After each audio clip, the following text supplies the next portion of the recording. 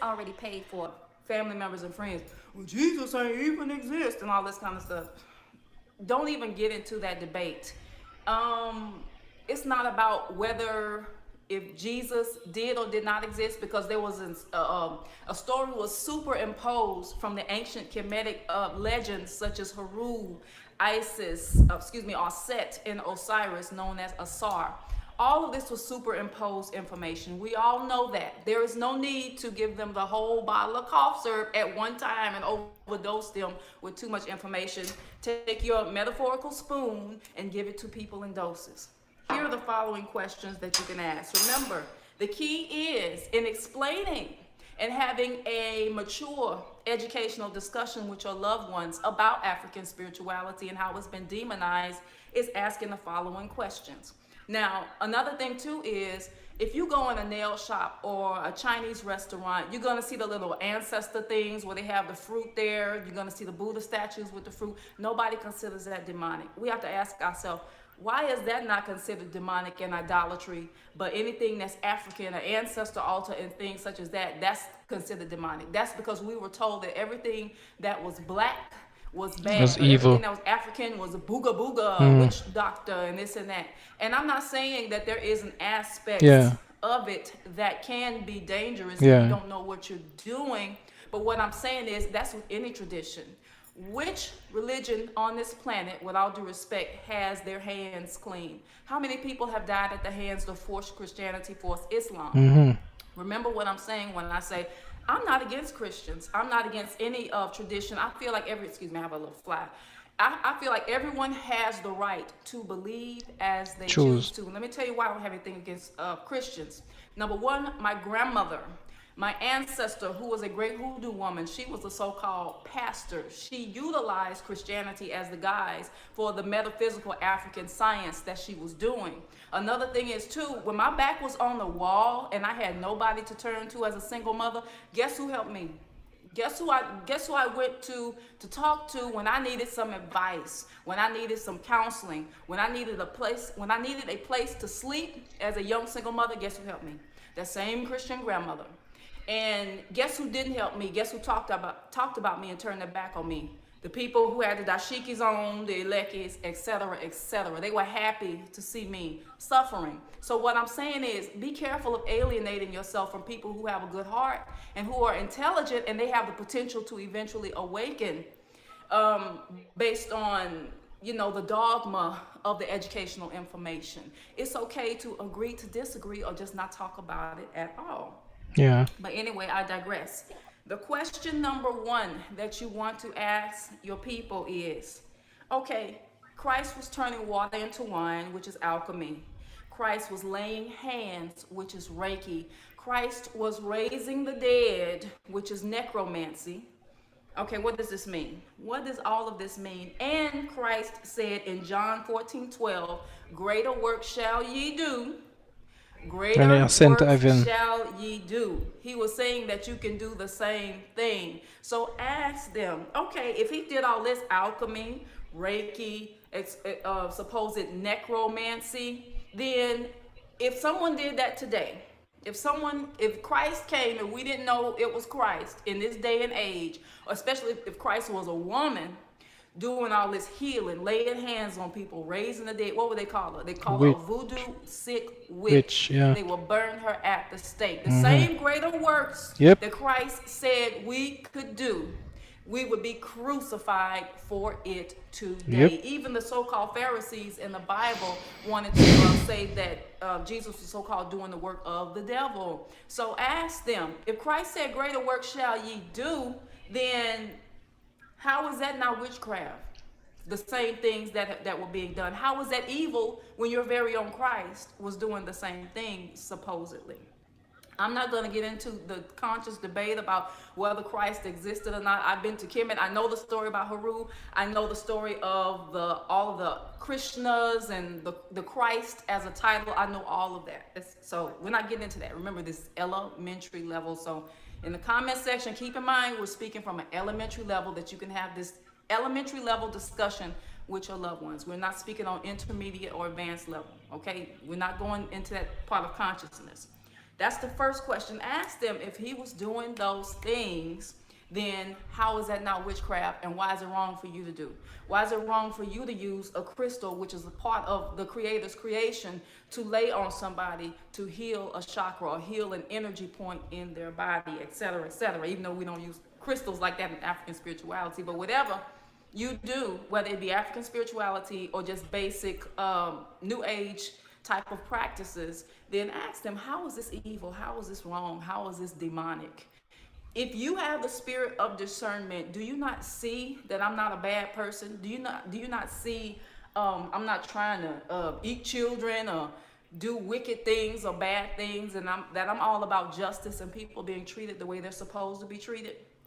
Ask them that question. Ask them, if you have the spirit of discernment, then you should know Mm-hmm. that I have not turned evil. I'm not possessed by devil. You can say the name of Jesus, and I promise I won't foam. I won't foam at the mouth. I won't start melting on the floor like the She's witch from the Wizard of hilarious. Oz. None of that. So ask them that question. That's question number one. Question number two. All of these people around the world before Christ existed, according to your information, these innocent children, even now today, and even in ancient times before Christ existed, did they go to hell because Christ was not there to save them? All these innocent people around the world who are born in Nigeria and they practice the traditional Ifa system, the people in India that practice Hinduism, the innocent good people that have never done wrong to someone, never stolen, never killed anyone, was never They're gonna envious of tell you that anyone, they're righteousness going to is like hell, right? filthy They rags. do right by people, they have good intentions, they help other Or people, Christ they're all died going for to hell, them right? and Okay, that's he question saved them when number he two. What is baptized. going to happen to all these precious, innocent people that don't know any better and they don't know Christ? They just all going to hell. Okay, according to what the European missionaries told our people after they took our land. Okay, so question. Let's see. I'm kind of out of order here because I ran all my questions into one. So I'm gonna just go ahead to the next one. Next question would be, do you understand how we see God before you call it idolatry? Idolatry is putting a so-called lesser God or a different God or multiple gods above the creator of all creators.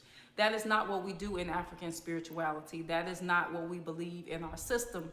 We believe in Olodumare, and we also believe in the Orishas. We believe in our ancestors, and we believe that we are one with all of these things. Hold on one second. Funny she should say that, you know? I also believe that we are all one. That all came from one. We are one with the divine life giving source. And in one of my latest videos I mentioned that divine spark produced divine divinity produced divine spark, and therefore the chip doesn't fall far from the block. I think that video's discussing I know God but you don't. And so like here again she's touching on some of the things you've heard me discussing. If you're a frequent viewer or subscriber, you would have heard some of this being mentioned before.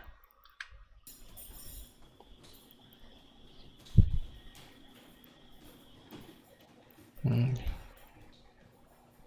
But what she's saying is valid so far, and I am just sharing with you because I have reached a point now where I think my voice is not enough because I know I don't know everything and I'm still learning. She has been in this for, she said, about Okay. over 25 Anyway, years or something like that. so we believe that we are one with all of the Creator's creations, and that each one of us is just a different expression of that Creator. Okay, I digress. So we're not atheists. We don't believe that there are just multiple gods and there's no head of spirit. We don't believe that. So you can X that out. Next question. Do you know what the word and the original meaning of the word hell means? What is the true original meaning of the word hell? Oh, Culture. They call themselves the Hellenes. okay. Helen, Helle, N-E-S. That's how they spelled it. The Hellenes. Where does that come from? It means people of the sun, because the original Greek people were actually a people of color. They were golden colored. And hell, the word hell came from the word helios, which means sun, the sun. Not like my sun, but the sun in the sky. Amun Ra, Oloru. Amun-Ra. So, with that being said, the Helios or Helios is hot, right? They say hell is hot. So when they're saying you're going to hell, what they're saying is you're going to the sun. So that's what that pretty much meant. So ask them, what does hell really mean? And where is hell? Is hell up or down? Okay.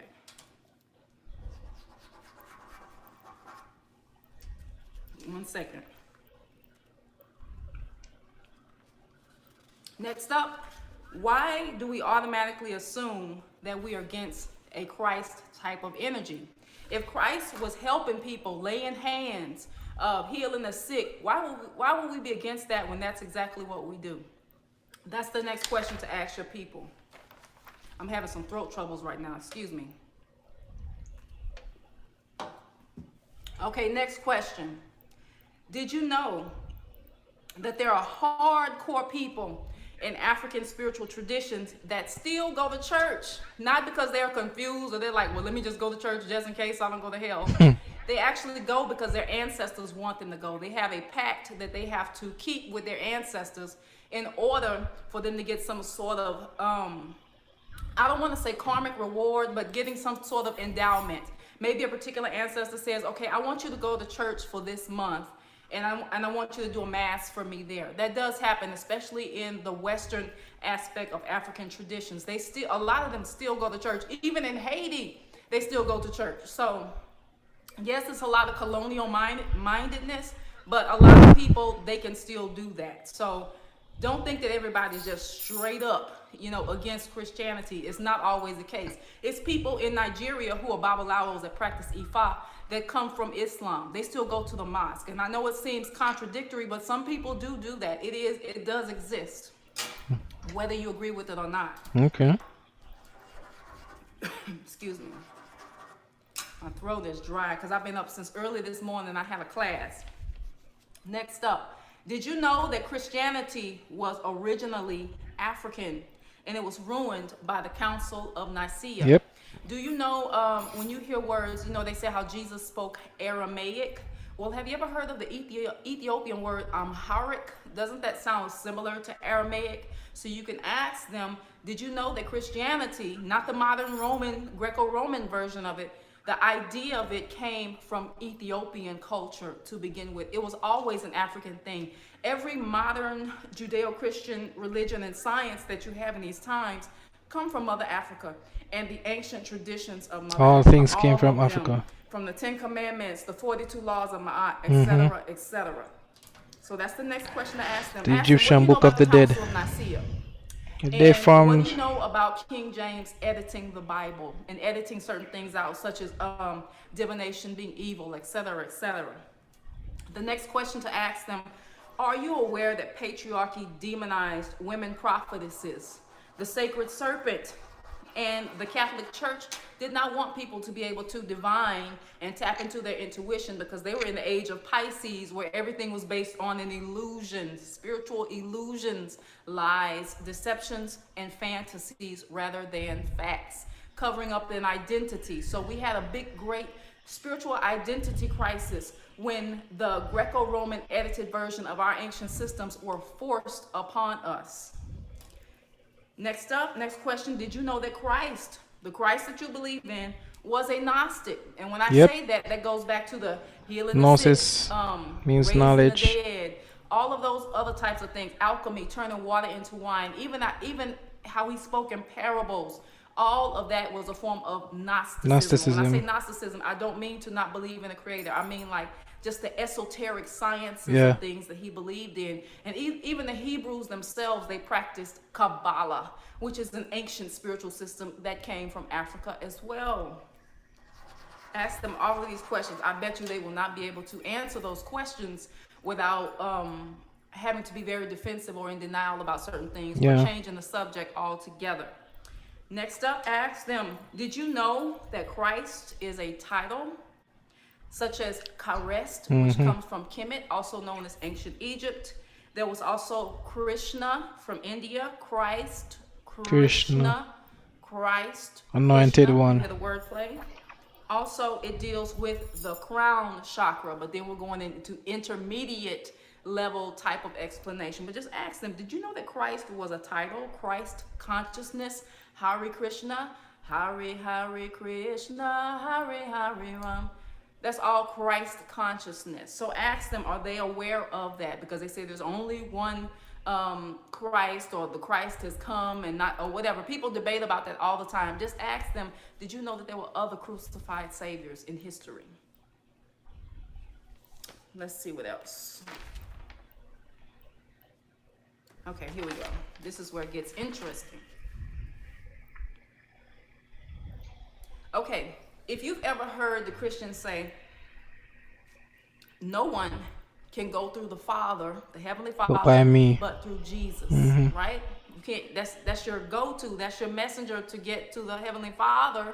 Supposedly, is through Jesus. Okay. Did you know that the concept of not being able to speak to higher divinities except but through Jesus came from the African concept of Eshu? If you look at this word right here, you know that Jesus was not his name because there was no J in the Hebrew language. What he would have been called is either Yahushua, excuse me, or Yeshua. Yeshua. Can you see that? Y-E-S-U, excuse me, Y-E-S-H-U-A. Yeshua. What do you see in the middle of that? Yes. Ashua. Eshu. Eshu. Who is Eshu? He is the messenger Orisha, to where you cannot speak to Oshun, you cannot speak to Yemoja, you cannot speak to Obatala, you cannot go before Olodumare or Ifa without his assistance, Oshe Torah. Nothing can be done without the help of Eshu. The concept of that comes from African spirituality. The concept of Jesus, you can't get to God except but through Jesus. That's where it comes from, and it's not a literal meaning. It's talking about your central nervous system, the back of your neck, how messages go back and forth. But that's intermediary information as well. Ask them, are they aware of that? You can also screenshot this and you can show it to them. Yeshua, which is the name of the Hebrew name of Jesus, because Jesus is a Greek version of his name. There was no J. Y'all like my cowrie shell nails? And look at Eshu, who has also often been demonized as well, but that's a whole nother story. So once again, Eshu is the messenger. So that is where that concept comes from. The next thing is the name Yeshua or Yehoshua in so-called Ewe Vudun from Togo and Dahomey. If you look at the word, I didn't bring that paper. Ewe is the same as Yahweh. Ewe, Yahweh, Yahuwah, Ewe. And even if you take the W out and put a V, but that's a different story, it can go a whole nother direction. If you can often understand the origin of a spiritual concept by looking at the etymology of the words and the names, because quite often you will see the original sources of everything. Now, once again, in Ewe Voodoo, there is a spirit which is synonymous, I would say, to Shango, and most people would agree with that. His name is Jehosu. Jehosu. Jesus. Jehosu. Jesus. Jehosu. But since there is no J in the Hebrew language, they usually use a Y. And in many African languages, there's not always the use of J all the time. They will use a D sometimes, depending on the background, a D and a G, etc. Jesus. So you see, hold on. So you see Jehosu. If you look down here, it turns into Hevioso. Hevioso is the voodoo aspect of Shango, known as Obakoso. In African cosmology, we say Obakoso means the king did not hang, the king did not die. There was rumors that the king hung himself. You know how they say Jesus hung? He was hung up for my hang-ups. He hung on the cross. And in here, you know how they say, well, he was resurrected and he rose. Well, supposedly the story of Shango being hung from a tree or hanging himself from a tree for his sins, for some offenses he committed. They say he did not hang. The king did not die. You know how they call Christ the king? The king did not die. The king resurrected. The king did not hang. Obakoso. Jesus, Jehosu, Hebioso, Obakoso. So even if you don't believe it, it's just something to keep in mind to think about. I'm not asking anyone to believe this. This is just information to marinate on. And it's up to you to draw your own conclusions and do your Yeah. own research and not take my word for it. Next up, next question to ask. I've lost count now. We're almost done though. Ask them, have you been to Kemet, which is known as Egypt, and have you seen the I book want of to go there. Psalms on the walls of the I really pyramids? want to go to Egypt The and next thing you want to ask them, are you aware that before the 10 commandments, there were the 42 42 laws laws of of Ma'at, Mahat. which Yeah. are the same as the 10 commandments. So the 42 laws of The Ma'at Egyptian Book of the is the Dead. mother of the 10 commandments. And that is where your Greco-Romans and others stole the information from the 42 laws of Ma'at. So who is the evil one? Who is the wicked one? Because they always like to say Egypt is evil and wicked, but they have taken the culture of Kemet and brought it over to the United States. So how evil could it be? Next question, and this is our last question. Did you know, or do you know, that the history of Christianity, the way it's practiced now, based on fear and going to hell and all these other concepts such as Eve coming from a rib from a man, excuse me. Did you know, excuse me, hold on. Okay, let me start over. Did you know the history of Christianity? Yeah, here you go. Do you know the history of Christianity, or do you just practice it because your mother and your grandmother's grandmother made you do it? That's the first question. Are you just practicing because they said so, and just because they said so it was right? Is that why you practice it? Do you practice it because it was taught to you, or do you practice it because you have a fear of going to hell? Hell. The next thing to ask them within this big paragraph is, even though you may realize that concepts such as Eve coming from the rib of a man, of all these animals on the ark, etc., make no spiritual, scientific, or common sense. You believe this because this is what was taught to you and ingrained to you, which was taught to your ancestors, which was ingrained in them by their slave masters. And they had to go along with it for survival, even if they didn't totally believe in it. And how do we know they totally didn't believe in it? Because you have things such as hoodoo. You have things such as the healing mothers in the church laying hands and doing things such as that. So they had to do it under the guise of Christianity. So I asked them, final question, do you practice Christianity because someone told you, or do you know the history of it? And a lot of your family members, especially your educated family members, they will pledge different sororities, different fraternities, and different secret societies. And when you're pledging, you have to know the history. You have to know the founders. You have to know what year it was established, and you have to know the mission statement and the purpose. But when it comes to your faith and your Christianity, you walk Just go along with blinded it. by it. Do you know the Yeah. history of Yeah, true, Christianity? Do true. you know the faith of your Christianity? Do you know the founders of your modern Christianity? And can you take it back further before the rise To of the them, European to us, that empires? that does What do you know about the that history generally about doesn't what you matter. believe? So that will be the last question to leave them with. I know it's been bumpy. I had to get up and take a break, but these are some things to marinate on. Thank you for your patience. Keep these things in mind. If you have any revelations, feel free to share them respectfully with everyone in the comment section. And I look forward to speaking with you all soon. Come dance with me next Sunday at the Ancestral Drumming for Justice. Peace. Yeah, it's basically saying some stuff that some of them I'm familiar with. The 42 laws of Mahat. It is found in the Egyptian Book of the Dead. Fact that Christ is a title and not a name. Some of the things she said, like I said, this is the first time I'm watching this particular video with her, but I am just trying my best now to just let my viewers and subscribers see and hear, for those that are truth seekers, because this channel is basically, you see, I know you see me doing a lot of other things on the channel. You know, I have different